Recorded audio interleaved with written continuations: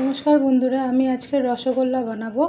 তার জন্য 2 লিটার দুধ নিয়েছি। এটাকে আমি ছানাটা কাটছি। গ্যাস অফ করে ছানাটা আমি কাটছি, ভিনিগার দিয়ে কাটছি। আমি দিয়ে নিয়ে গ্যাস অফ করে আমি ছানাটা আমার কাটা শিরাটা বানানোর জন্য চিনি 4 কাপ। ছানাটাকে ভালো করে জল দিয়ে ধুয়ে নেব, কারণ টক দিয়ে কাটা শিরাটার মধ্যে আমি 2টো এলাচ দিয়ে আমি 1 চামচ ময়দা দিয়ে দিলাম, আর 1 প্যাকেট গুঁড়ো দুধ দিয়ে দিলাম।